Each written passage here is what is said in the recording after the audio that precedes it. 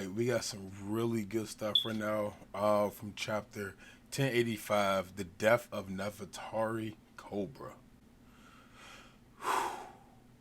My goodness, this chapter was amazing. A bunch of jam-packed stuff inside there.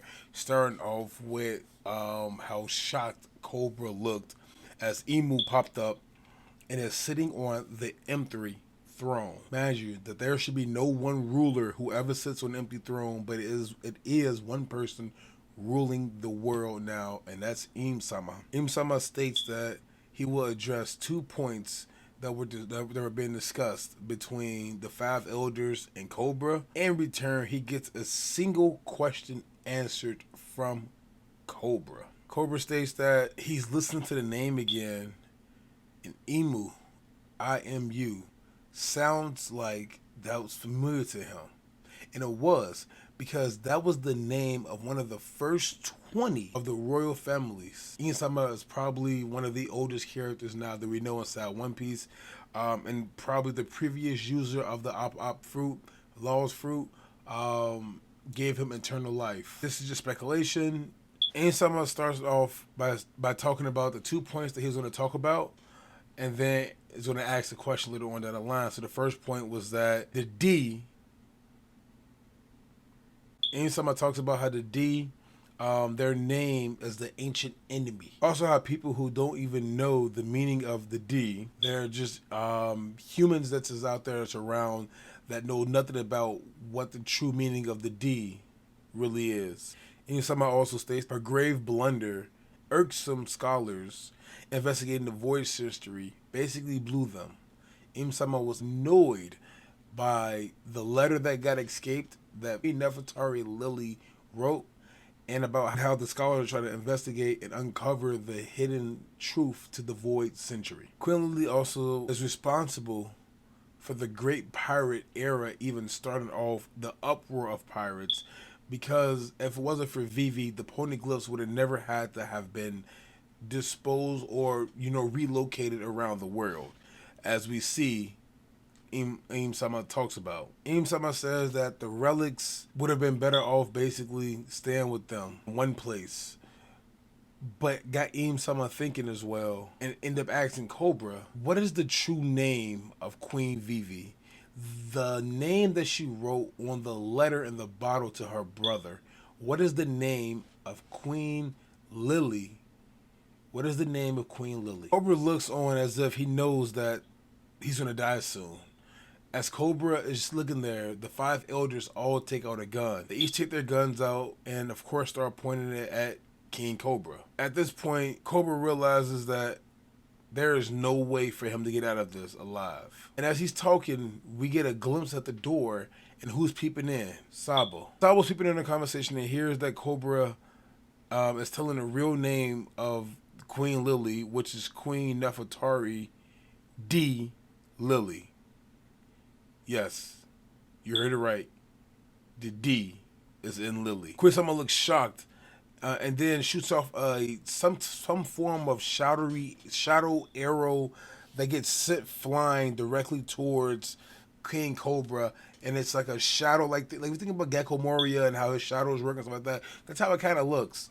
But the arrow's been shot off, and it goes right through King Cobra as he states off that the D was in Lily's name. As Cobra lays up on the floor, Sabo rushes in immediately and shoots off a fire fist, and ends up saying that I was trying to get most of you, looking at the five elders as they all somehow looked as if they transformed, shapeshift, or is being controlled by Im Sama or something along those lines. We see a bunch of giant figures, 5 of them to be precise, 5 elders, 5 giant figures that are just standing around looking at King Cobra and Sabo, look like they're waiting for an order from Im Sama. So as Cobra's laying up on the ground, he asks Sabo, he mutters to him, why did you save me? And if he knew who Luffy was, because Luffy too saved him one time from the alabaster destruction of Crocodile. Sabo smiles on and just looks at him and says, that sounds like him. Cobra asks if Luffy was Sabo's brother. Sabo doesn't answer. He proceeds to pick up Cobra and tries to make a run for it. Giant figures start chasing after them. Cobra says to leave him behind and to tell Luffy and Vivi a message.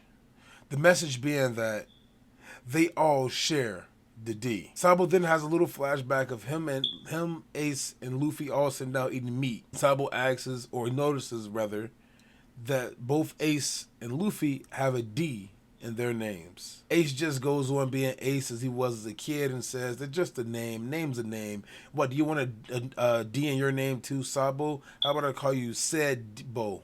SAD.BO. Sabo goes, why'd you put that right there? And the three of them start laughing and chuckling on as the flashback comes back to where we at currently. The arrow goes right through again. It's chasing him down still, and it shoots right between Cobra and Sabo. And I think it nips Sabo a little bit, but gets Cobra, and they both fall to the ground. Sabo looks up and sees King Cobra standing up, and Cobra tells him that the poneglyphs must be protected, and to fly the flag that herds the world's eventual down. So the flag is going to hurdle the world eventually down. Could it be that it's the world government? Could their flag be the ones who's going to hurdle the world down? Could it be something else? As Cobra takes his final stand, he tells Sabo again that he's counting on him and that he must get out of here and stay alive. We get a cutaway to the hallway. And in the hallway, we see Wap standing in shock and disbelief at what he just heard just went down in that room. Wapple then starts taking off, and as Wapple runs away, he says he stumbled across the biggest skeleton in the government. We get a cutaway toward the Grand Round Table. At the Grand Round Table, you see the nation's leaders are all sitting there meeting without Cobra and Wapple. They say that they're going to get started without them. They speak about how the 4 nations inside the North want to become independent nations from the government. And then we get a flash over to Shirahoshi because we get to thinking that King Neptune is thinking about his daughter, Shirahoshi, and what's going on with her. We get a flash. Shirahoshi is being taken care of right now, being transported to the Red Port as they wait for the father to come down from the meeting. Shirahoshi gets thinking to herself, I wonder what's happening to Vivi. And then we cut over to Vivi. Vivi is tied up in a guest room by Jabra and Khalifa, two of the CP0 agents, and other agents are sitting down at a table playing cards, it looks like. We get word that Jabra starts talking off right now and spilling secrets as he normally does, or telling lies, that members of the Straw Hat Grand Fleet, being Leo and the other guy who was with King Raikou, the protector that was out there with him, that took on Charlos and basically beat him to shit, beat his ass. Says that they were responsible for trying to kidnap Shirahoshi. And not just that, they're the ones to blame for everything going on right now, because we also get word that Fujitora and Ryugoku, aka Green Bull, are fighting because Fujitora helped free the slaves. Vivi is sitting there thinking to herself, she has to come up with an escape plan. She has to get away. What can I do to get away from them? The stories are amazing though, because one, we see that if Fujitora and Green Bull are fighting, how's it going to end? You seen what happened with Akiji and Akainu? That lasted 10 days. A brawl. Now we have a Forest Man and a Gravity Man going at it, both admirals. And they look like they're taking stand, and it's an all-out brawl about to happen. Vivi is just standing on again in confusion as she looks to keep thinking to herself, how am I going to get myself out this mess? And as soon as she thinks that, Wapple's dumbass comes rushing through the wall, munching everything up, just like he always does. Wapple was screaming for his life, spare me, I didn't see a thing. So Vivi's going to ultimately learn about her past with Queen Nefertari D. Lily and her father's death, as well as some of the other hidden gems that Wapple overheard. Because at that moment, Vivi jumps up and lands inside Wapple's mouth as Wapple is keep going through, munching through walls, and he's taking off. And as they get away, CP0 is just looking like, what the fuck was that? And then they look over, and Princess Vivi is missing. Nefertari D. Vivi is in the mouth of Wapple. Wapple has a D member in the mouth. And as they're running away, Vivi says, how long do you plan on running for? He says, as long as it takes me, I'll run to the ends of the world. As we get a closeout from the chapter with Vivi inside the mouth of Wapple, looking like they're on, because one of Wapple's servants sees them as, oh, you're going to get married and hitched and run away like this? It's not happening that way. Vivi's just trying to get away, and I hope she does. But this leaves you inside of more shock. Now we see what happened to Cobra. He's taking his last stand. We see that the fire fist came through from Sabo, which means that the flames are inside of that room with the empty throne around the death of King Cobra. Wapple knows too much. Shirahoshi is being transported still. Charlos is still beating the fuck up. And we see that the D is strong in the Nefertari clan. Nefertari D Cobra is dead. Nefertari D Vivi is alive. And she will learn the true secrets behind everything that's been happening with her clan, her family, and why the D is so important. Tune in next week as we talk more about the next chapter, because I don't think it's a break, for chapter 1086 of One Piece.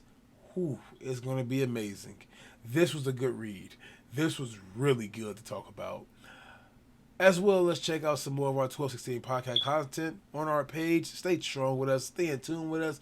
We love you, and we hope to see you in future videos as you comment below with what you like to see from us, how you like to see us doing things, and what you can expect us to come up with from your requests. Stay tuned for more 1216 podcasts. This is 12 signing off with Sabo.